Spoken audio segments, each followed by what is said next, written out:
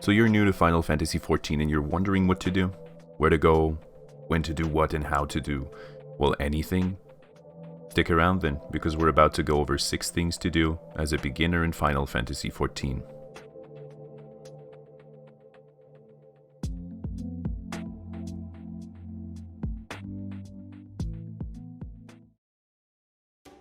Now, before we begin, keep in mind that this is all based on my own personal experience. It doesn't mean that you'll have the same as me, that we like the same things, and that everything in this list will be for you. This is meant as a general guide aimed at people who are new to the game, and it should give you some pointers to get you started. With that being said, let's jump in.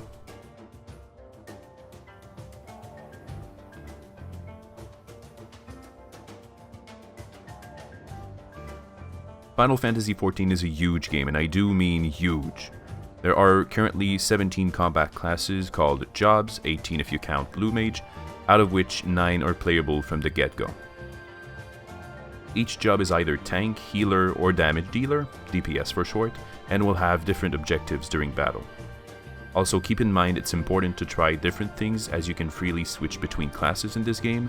Experiment, find something you enjoy playing, then I'd recommend sticking with that job until you reach level 80. That is, of course, if you don't have the Road to 70 buff, in which case stop leveling your jobs at level 70 and start a new one every time you reach that point with your current one. That way you'll be able to take full advantage of the buff. So first off, we have the tanks. The Gladiator is your classic unbreakable wall. It protects its allies and makes sure nobody gets hurt during battle. It employs lots of damage mitigation and can also buff party members' defense after it becomes a paladin at level 30. The Marauder is a bit more reckless though. It lacks the shield and utility of its paladin friend, but compensates with its ability to hit extremely hard. It can steal life from the enemies it hits to keep itself up and running when it becomes a warrior at level 30. Now let's move on to the melee DPS. The Pugilist is a master of martial arts. It becomes a monk at level 30, making it the fastest hitting job of the game.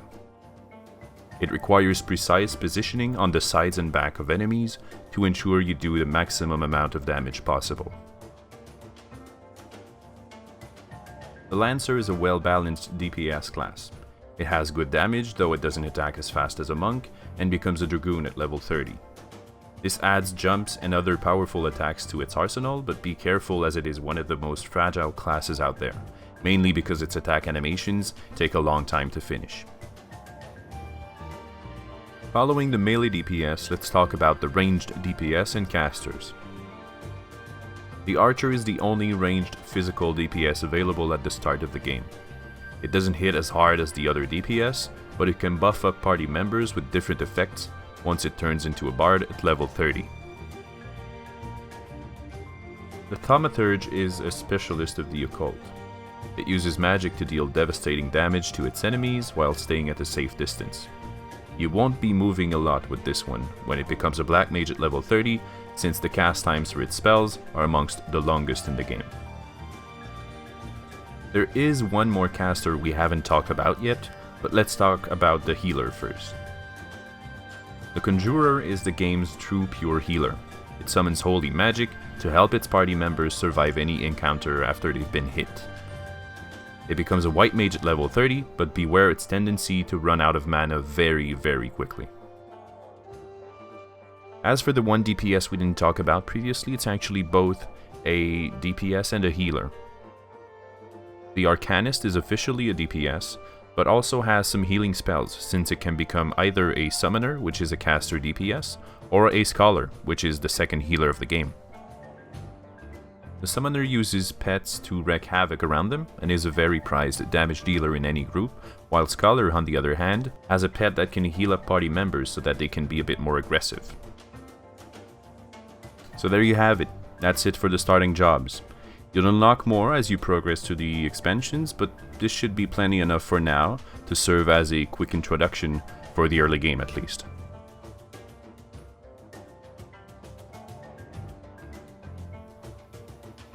Once you've settled on your class, you'll need to gain some experience to level it up.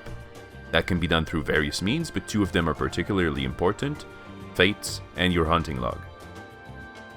Fates are random timed events that spawn in every major area of the game. They will require you to work together with fellow adventurers to accomplish an objective. Some of them only require a boss to be killed, some others require materials to be collected and given to an NPC standing nearby. There are plenty of types of fates, and they're generally great for early experience game. Next up we have the hunting log. This one is only available on the base classes up to level 50. All you need to do is to kill the right amount of every enemy that's on your list in each level range. You unlock the next list of enemies when you reach every threshold, so level 10, 20, 30, up to level 40, where you unlock the final one.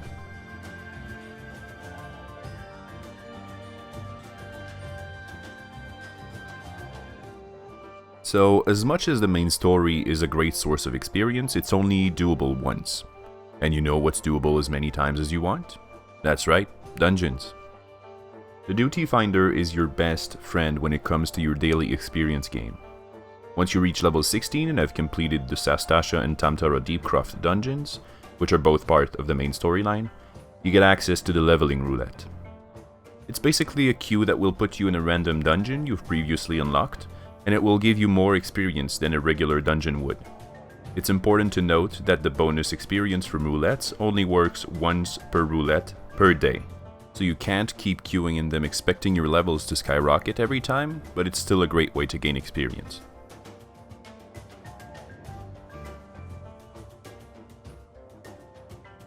I know.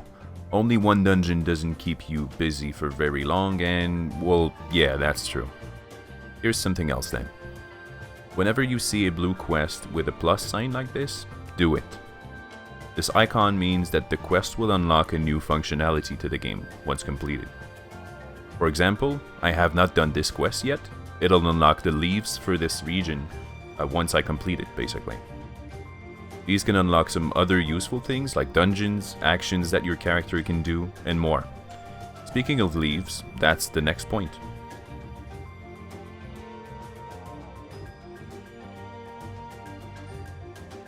Leaves are useful little quests that don't take too long to complete.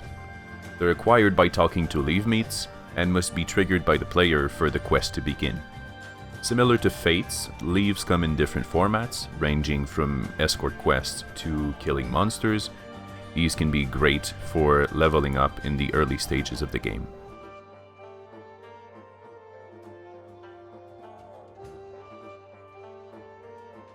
For some of you, this may seem like something you don't want to do or have no interest in, but trust me, it made all the difference for me.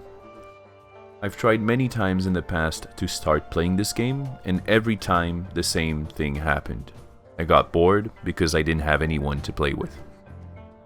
Now I know we're not all the same, but what kept me in the last time I tried was the people I met through the free company I joined.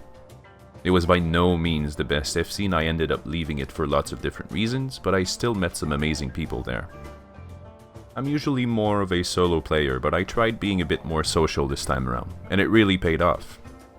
If you're still not convinced though, at least join one for the buffs it gives. Alright, so there you have it. That was a quick look at 6 things to do in Final Fantasy XIV as a beginner. I hope you enjoyed the video, leave a like if you did, and I'll see you in the next one.